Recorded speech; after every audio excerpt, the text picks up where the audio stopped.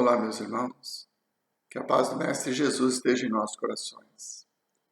Hoje nós vamos refletir um pouco sobre o capítulo 18 do Evangelho segundo o Espiritismo, muitos chamados, poucos os escolhidos. Kardec inicia esse capítulo com uma parábola que Jesus nos conta, onde ele compara o reino dos céus a um rei, que desejando fazer as núpcias de seu filho, manda chamar os convidados. No entanto, esses não aceitam o convite. Tendo ele preparado toda a festa, ele pede a seus servos que vão ao encontro dos convidados mais uma vez, informando que tudo está pronto. Mas alguns dos convidados disseram ter outros compromissos e outros até aniquilaram com os mensageiros. O rei, então, decide chamar as pessoas que estão ao seu redor e pede a seus servos que chamem todos aqueles que estejam na rua. Com isso, o salão nupcial ficou repleto de pessoas. E o rei, então, adentrando o ambiente, percebe que um homem não veste a túnica nupcial. Então, ele questiona este homem: por que não estás com a túnica nupcial? E o homem nada diz. Então ele pede que o homem tenha suas mãos e pés atados e que seja lançado às trevas exteriores, onde haverá choro e ranger de dentes. Essa parábola que Jesus nos oferece, ela nos fala do convite que Deus nos faz ao longo das nossas existências para entrarmos em núpcias com Ele. Somos nós os seus filhos. E a festa que está preparada para aqueles que entrarem em comunhão com o Pai lhes trará a felicidade de um banquete, numa analogia muito interessante que o mestre Nazareno se utiliza nessa parábola. Os primeiros convidados são o povo judeu. Eles encarnaram na Terra com o propósito de trazer a mensagem sobre o Deus único, diante de tantas nações politeístas e idólatras. Os filhos de Abraão são os únicos que acreditam na existência de Deus, na sua onipotência. E eles foram os primeiros convidados a vivenciar a sua lei, que foi trazida por Moisés. O Decálogo, ele nos traz instruções de comportamento que devemos ter uns em relação aos outros, na vida em família, na vida pelo trabalho, não roubando, amando a Deus sobre todas as coisas, sendo o maior mandamento, honrando pai e mãe, mais uma vez, reforçando a necessidade de viver em família, não mentir, não dando falso testemunho, e ser resignado diante da vontade do Pai e da nossa própria capacidade, não cobiçando os bens dos nossos adversários. Até sobre o descanso semanal está ali, para que pelo menos uma vez por semana nos dediquemos ao descanso. Todas essas informações que foram trazidas através de Moisés foram trazidas pelos primeiros convidados de Deus, que eram os filhos de Abraão, o povo judeu.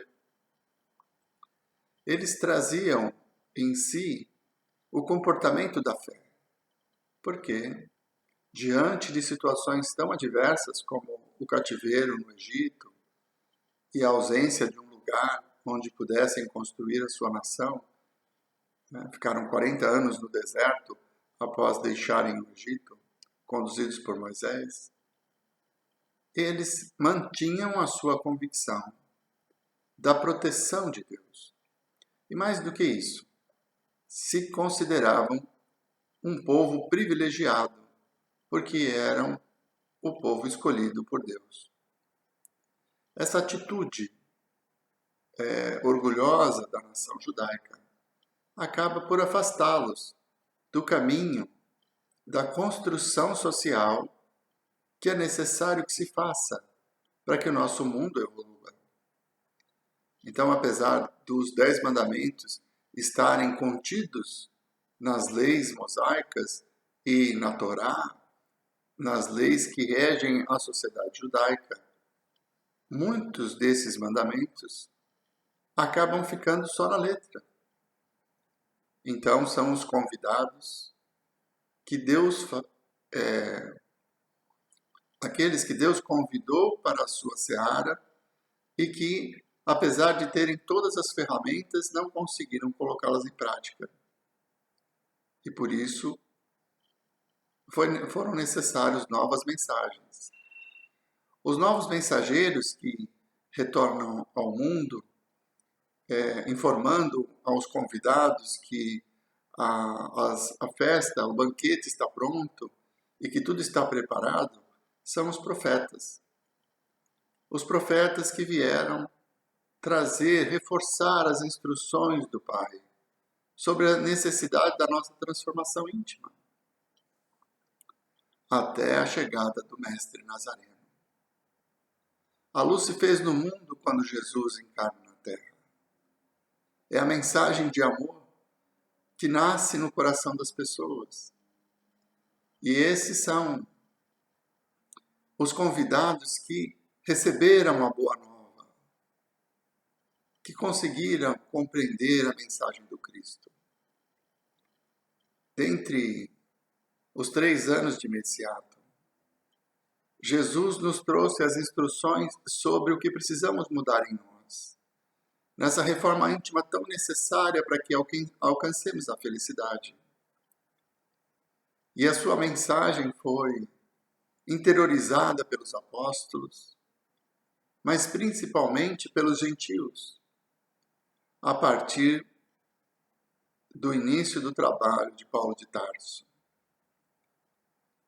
Quando Jesus, após a crucificação, retorna ao seio dos apóstolos e convive com eles por alguns dias, a fé na continuidade da vida, a convicção de que nós somos muito mais do que este corpo, toma conta daqueles homens embrutecidos, endurecidos, que apesar de terem convivido com Jesus por 3 anos, durante todo o seu messiato, no momento derradeiro, o abandonaram. Pedro chegou a negá-lo, Judas o traiu, mas com o retorno do Cristo após a crucificação, as verdades evangélicas ficaram patentes e aqueles corações se encheram de esperança a ponto de contagiar outros corações. Na parábola do Cristo, existe a previsão de que, como aqueles que haviam sido convidados e preparados para a ceia, para as núpcias com Deus, que era o povo judeu, não aceitaram o seu convite, então seria necessário expandir esse conhecimento aos gentios, aos demais povos do mundo. E coube a Paulo de Tarso essa tarefa. Então nós assistimos, através da descrição de Emmanuel, pelo livro Há 2000 anos, pelo livro Paulo Estevão, pelo livro Caminhos da Luz, que nos traz os bastidores e as descrições das intenções das falanges de luz governadas pelo Cristo na condução da humanidade. Nós percebemos que nesses primeiros anos, os 300 primeiros anos, após a crucificação, o cristianismo foi vivido plenamente. Os cristãos não temiam a morte. A sede pelo consolo, as verdades do Cristo eram tão intensas naqueles corações que, mesmo sendo perseguidos pelos judeus e depois pelos romanos, eles permaneceram conduzindo a mensagem, exemplificando em atos e atitudes essas verdades trazidas pelo Cristo. Então, esses são, dentro da parábola do Cristo, aqueles que foram convidados por último. aqueles que não eram os preparados, que não eram a nação responsável pela divulgação da presença de Deus em nossa vida.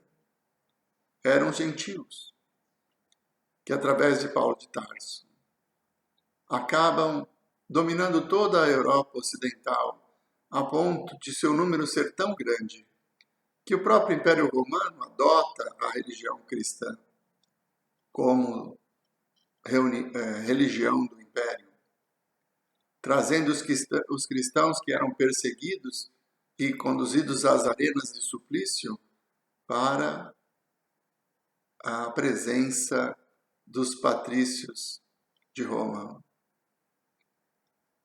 E a religião toma conta de toda a Europa.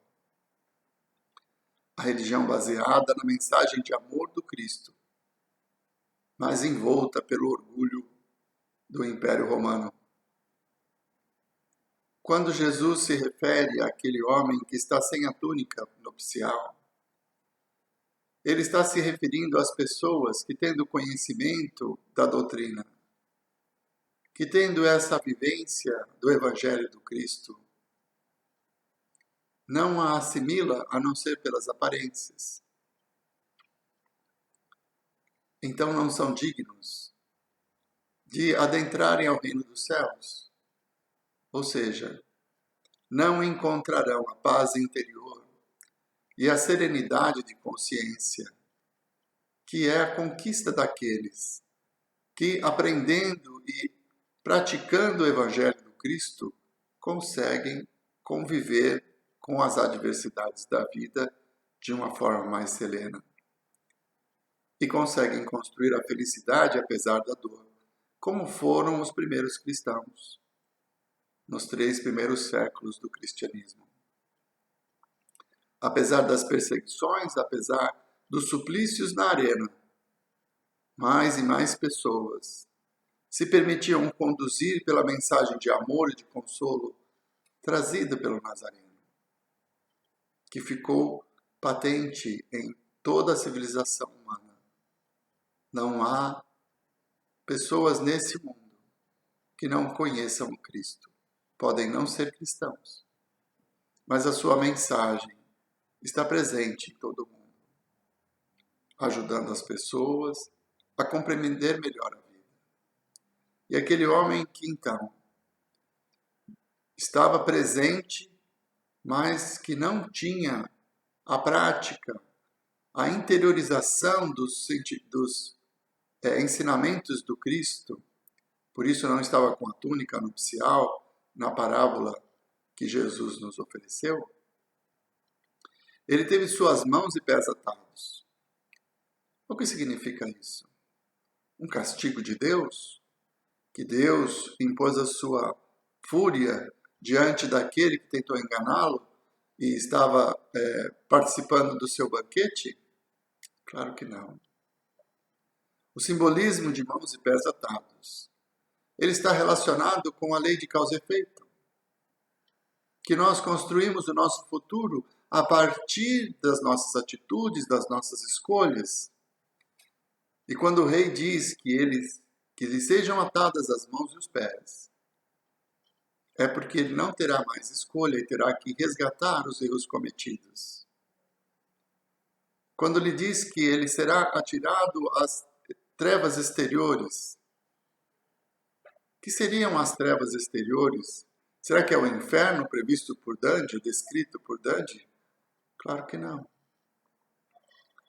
Trevas exteriores são as regiões umbralinas, onde os espíritos endurecidos e revoltosos, por afinidade, acabam construindo ambientes lúgubres e de muito sofrimento e dor,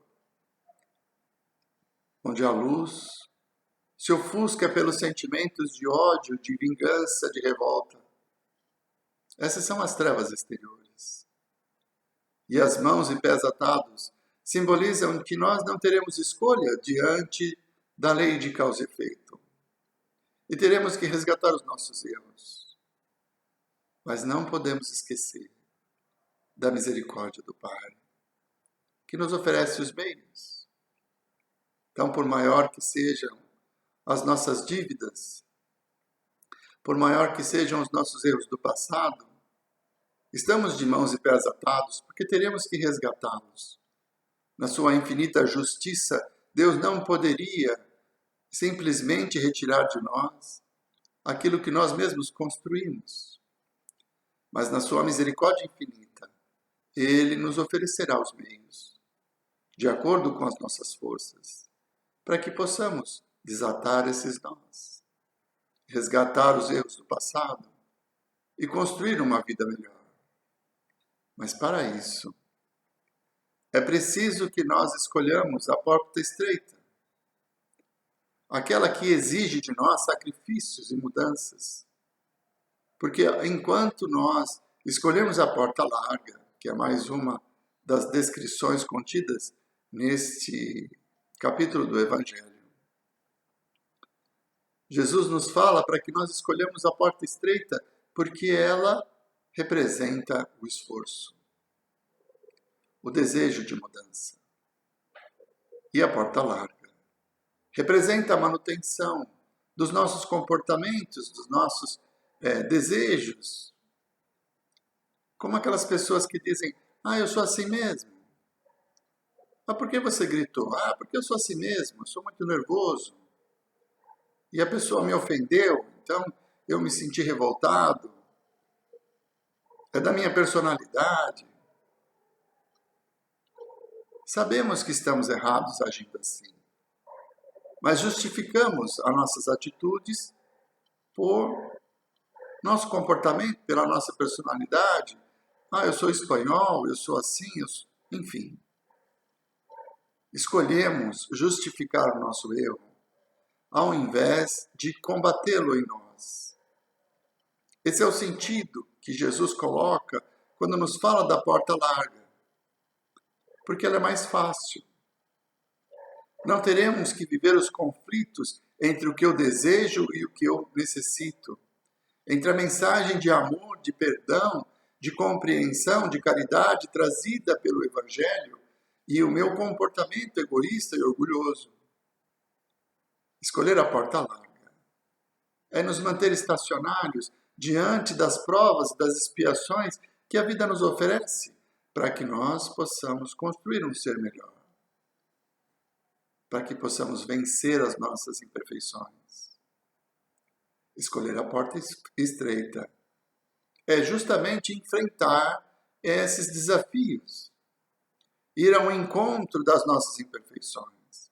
Quando alguém nos ofende e nós sentimos aquele calor que vem de dentro, na vontade de revidar, de falar mais alto, de entrar em litígio, em discussões, contê-lo. Conter esse sentimento e nos lembrarmos da mensagem do Cristo, que no Sermão da Montanha diz que serão bem-aventurados os mansos, que serão bem-aventurados os pacíficos.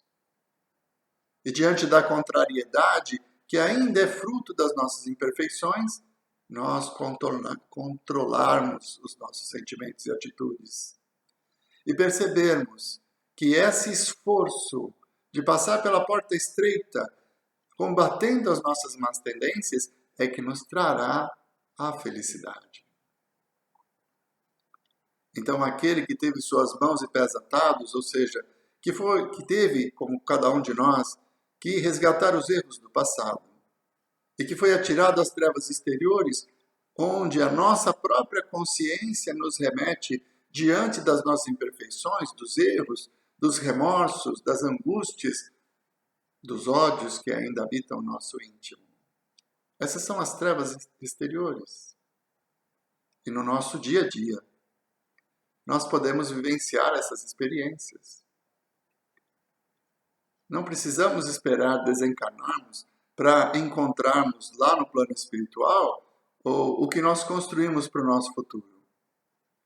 Cada dia é um exemplo de onde poderemos estar quando desencarnarmos. Aquele dia que começa com muita alegria, com a saúde, o sol brilhando em nosso caminho, e nós nos sentimos empolgados em viver a vida, nos leva à felicidade.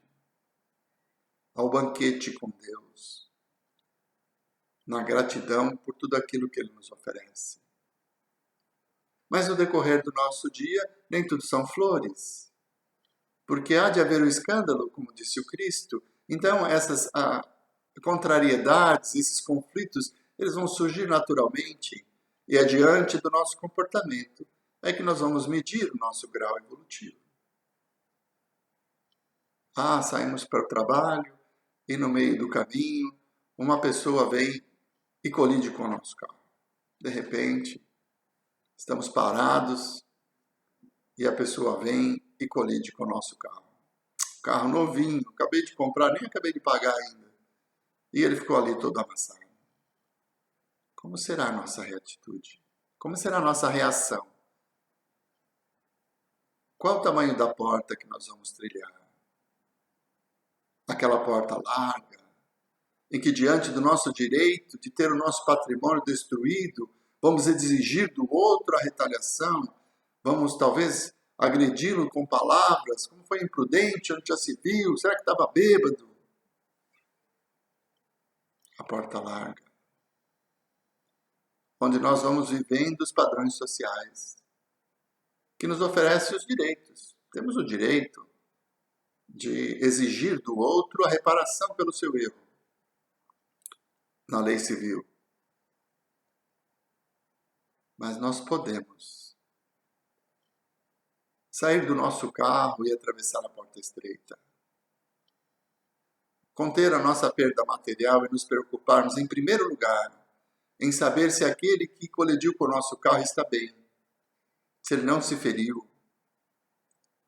Procurar com serenidade compreender o que foi que aconteceu.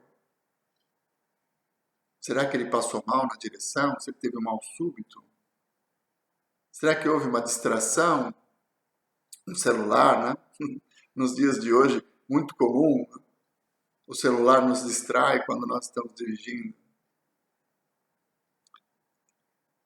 Mas em todas as circunstâncias, mesmo que o outro motorista esteja embriagado, se nós escolhermos a porta estreita, o nosso coração se encherá de compreensão e conseguiremos alcançar o perdão àquele que nos fez o mal.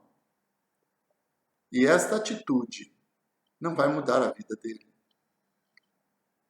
porque ele foi a causa do escândalo.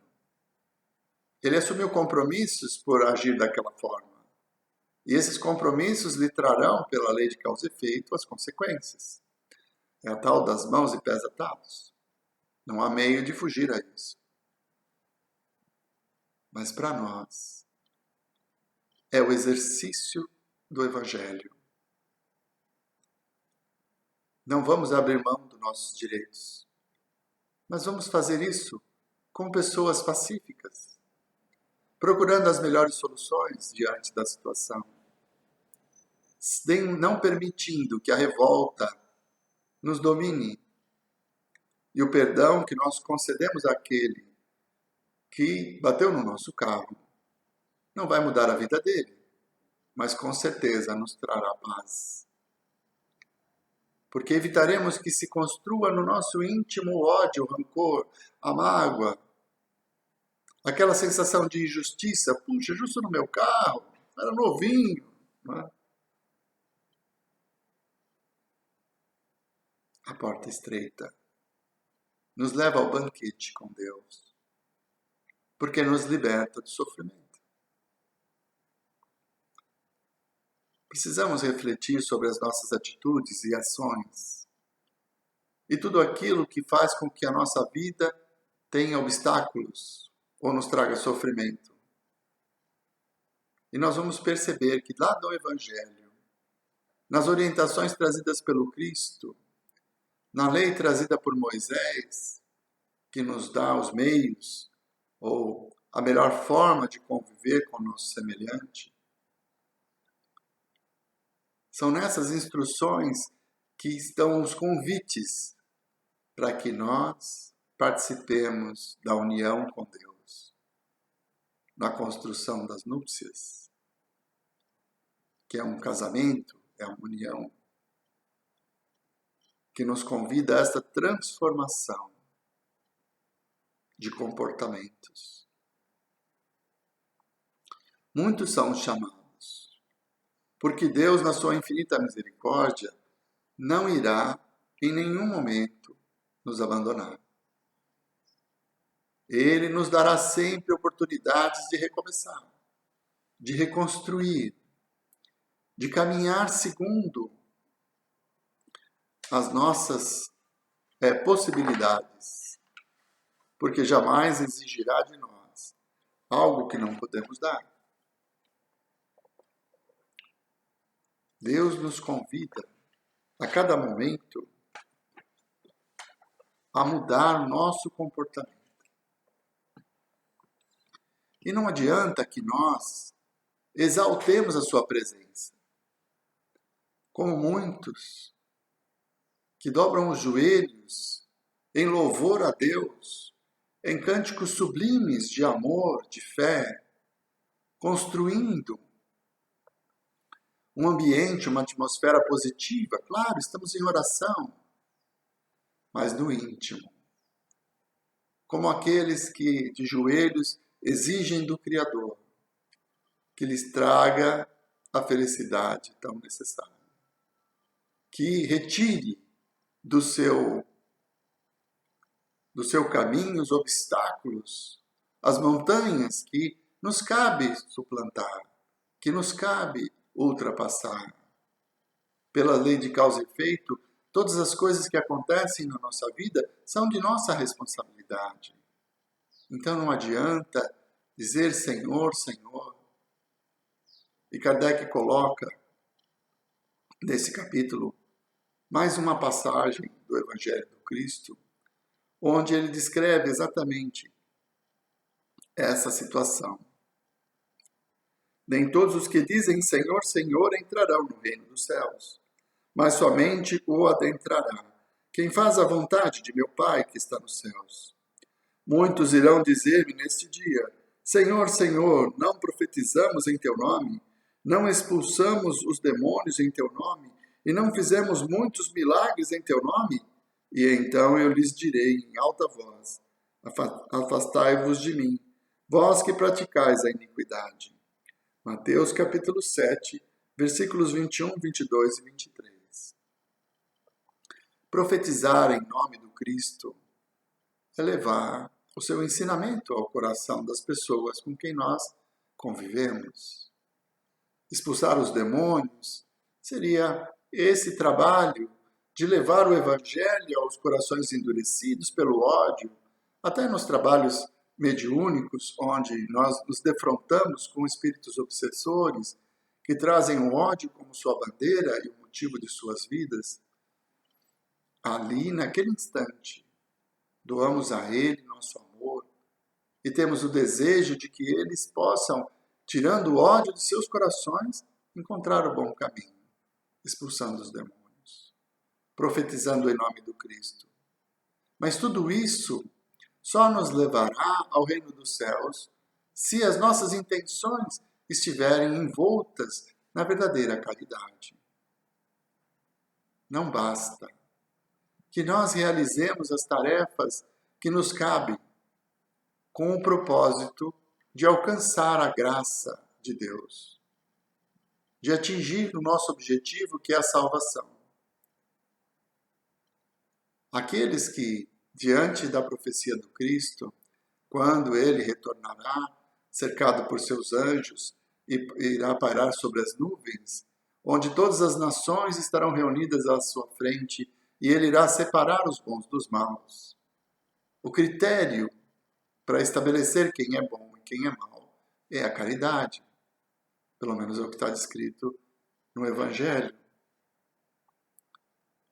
Mas o mais interessante é que aqueles que Jesus identifica como bons se surpreendem pela escolha e questionam o Senhor. Quando foi que nós fomos caridosos? Quando foi que demos de comer, que demos de vestir? Quando foi que o visitamos quando estava doente? E Jesus lhes responde, todas as vezes que fizestes isto a um desses pequeninos, era a mim que fazias. Então não adianta nós estabelecermos uma troca. Eu vou ser caridoso, porque a caridade vai salvar o meu espírito. E eu vou evitar de estar no umbral. Não. Eu tenho que exercer a lei de amor de uma forma espontânea. Então não são aqueles que dizem Senhor, Senhor. Muitos que pegam na letra do Evangelho e procuram na sua prática essa postura de superioridade. Eu sou cristão e dentro da minha igreja estarei salvo, e todos aqueles que me seguirem estarão salvos comigo. A mensagem que se traz, entre os muitos que são chamados, quantos? Nós tivemos a oportunidade de dialogar com pessoas que viveram a religiosidade de uma forma muito intensa, como pastores, como bispos da igreja, que eram líderes, que conduziam as pessoas, ensinavam o Evangelho e proporcionavam, sim, possibilidades de evolução para aqueles seres que, sob as suas rédeas, aprendiam a caridade, o exercício do amor e da lei maior. Mas que estes que foram chamados a este trabalho o faziam com orgulho e acreditavam estar numa situação superior. Quem não se lembra daquele padre que perseguiu Chico Xavier? Quem assistiu o filme da história do Chico se lembra que quando ele era criança, ele tinha como um amigo fiel um padre que lhe deu diversas, inúmeras orientações. Ele dava o apoio necessário, apesar de não comungar com sua crença na visão dos espíritos. Mas quando este padre desencarna e um outro vem em seu lugar, aquele padre perseguia Chico Xavier. E tem uma cena no filme que é muito interessante, em que as pessoas estão adentrando a casa do Chico, onde seriam atendidas com todo o carinho, com toda a humildade, o amor que o Chico distribuiu entre tantos de nós. E ele estava ali conduzindo as beatas e as pessoas para tentar impedir que outras pessoas fossem ao encontro do Chico. Ele foi chamado na sua vocação para ser padre. E o padre tem como instrumento do seu trabalho o Evangelho do Cristo. Mas a posição orgulhosa de combater as ações de alguém que era contrário às suas ideias, aos seus dogmas, aos seus princípios, como era o Chico Xavier, fez com que ele se posicionasse de uma forma superior e tentasse, combatendo o Chico, impedir o mundo de receber algo ruim. Mas esta ação é orgulhosa. E nos trabalhos mediúnicos, muitas vezes nós encontramos com ex-pastores ou ex-padres já desencarnados e que na frustração de não terem encontrado o paraíso que eles imaginavam, diante da sua posição de pastores, de defensores da lei, do Evangelho, acabavam por encontrar na sua insatisfação, nesse sentimento de injustiça, porque afinal de contas eles foram chamados a pregar o Evangelho, o fizeram, conduziram seu rebanho, proporcionaram a eles que fizessem a caridade, mas ele não fez isso por ele. E ao despertar na pátria espiritual, não encontrou o paraíso esperado. A referência, as deferências diante do seu trabalho. Muitos os chamados, poucos os escolhidos. Porque aqueles que efetivamente tiveram a humildade de aceitar o convite do Pai e usaram o Evangelho como instrumento para amenizar a dor dos corações, para praticar a caridade, para ensinar o caminho do amor, como fez o Chico Xavier. Estes não fizeram por si, mas pelo outro. E assim atenderam o chamado e comungaram com o próprio Criador, que na sua infinita misericórdia nos concede os meios para que encontremos o caminho que nos levará à luz. Então não adianta nós dizermos Senhor, Senhor. Não adianta conhecermos o Evangelho de cor, sabermos cada capítulo, versículo, se esta mensagem não transformar as nossas atitudes e não nos conduzir a um comportamento de amor. Se não escolhermos a porta estreita em que vamos combater as nossas más tendências, em que vamos lutar contra as nossas imperfeições, de nada valerá. Porque o chamado que Deus, o convite que Deus faz às suas criaturas é para que comunguem com Ele do amor, na convicção de que a prática desses sentimentos nos levará a uma transformação íntima que nos trará felicidade. À medida em que nós vamos avançando nas nossas encarnações, vivenciando muitas experiências e, pela lei de causa e efeito, colhendo os erros do passado, sempre de uma forma misericordiosa e instrutiva, porque Deus não nos castiga, Ele nos oferece os meios para que possamos evoluir. Nós vamos aumentando as nossas responsabilidades. E Kardec coloca mais um item nesse capítulo do Evangelho, que diz assim: àquele a quem muito se deu, muito será pedido.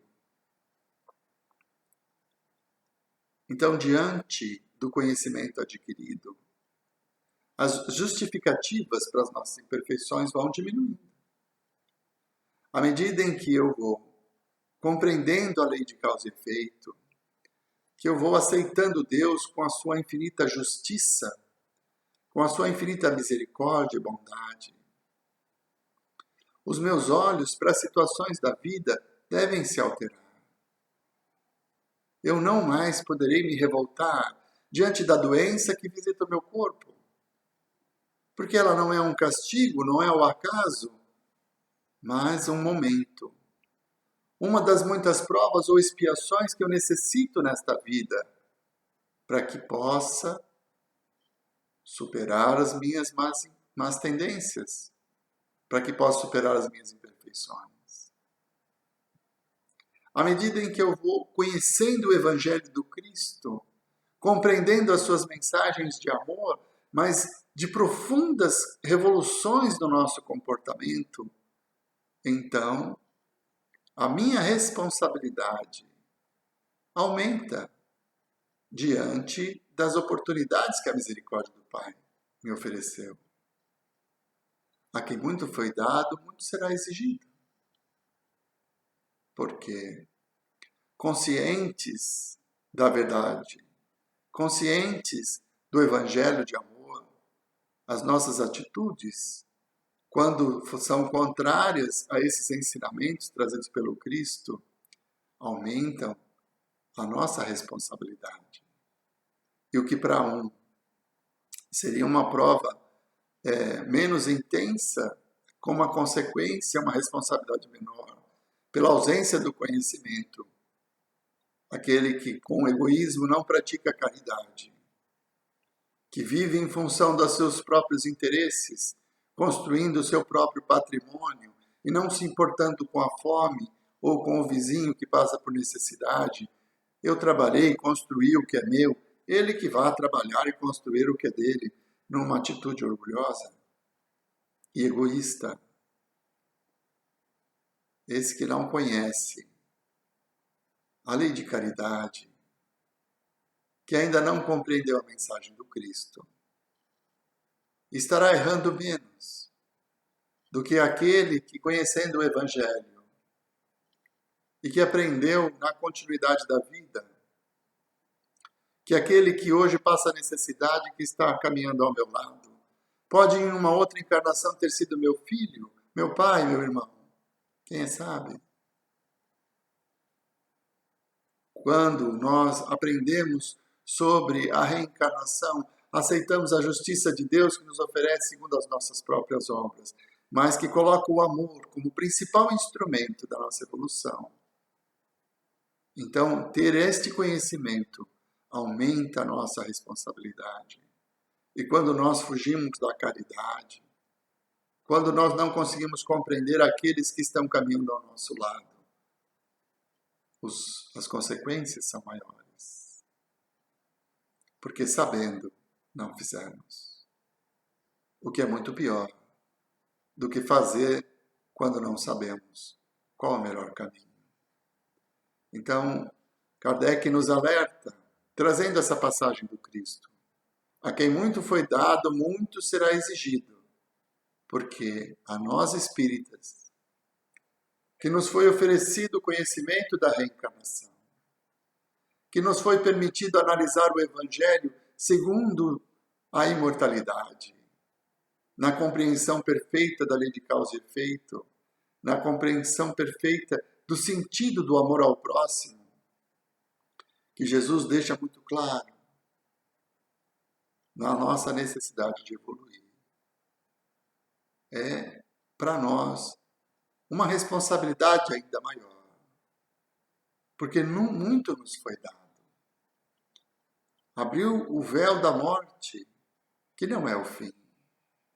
Sabemos hoje que o nosso destino não está determinado pelas ações desta vida e que depois, numa outra vida, renasceremos nas melhores condições para que possamos continuar evoluindo e aprendendo.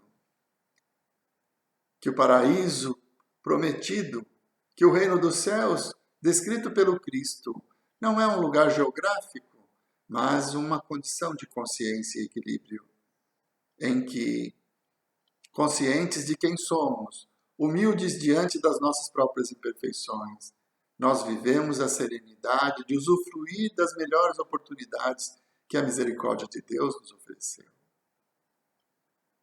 A nós espíritas muito foi dado.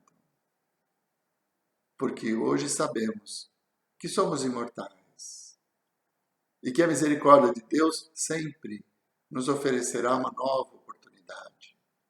E quando nós sucumbimos diante da prova, mesmo sabendo dessa realidade, sabendo da necessidade da reforma íntima, da busca da humildade, de nos tornarmos pessoas mais pacíficas, mansas e benevolentes.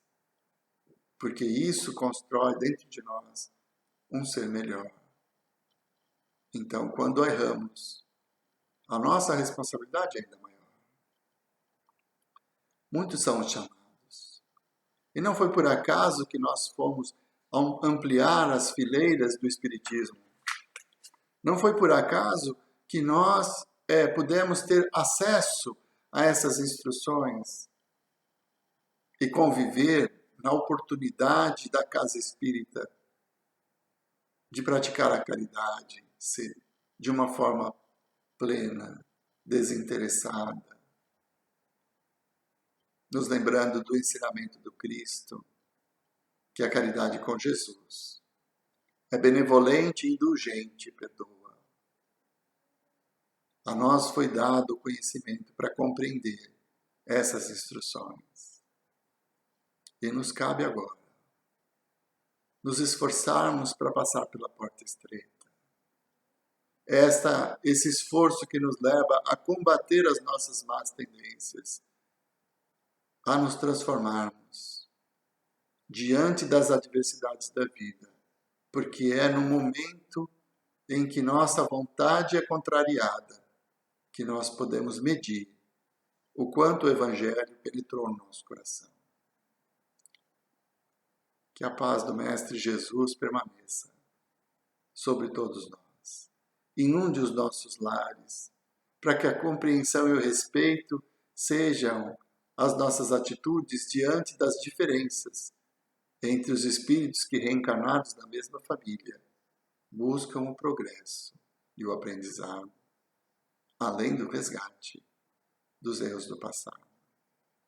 Que as bênçãos do Cristo nos tragam serenidade, para que tenhamos olhos para ver, e que afastemos de nós a iniquidade, de dizer Senhor, Senhor, de ajoelharmos em louvor, mas no momento da prática, esquecermos do amor.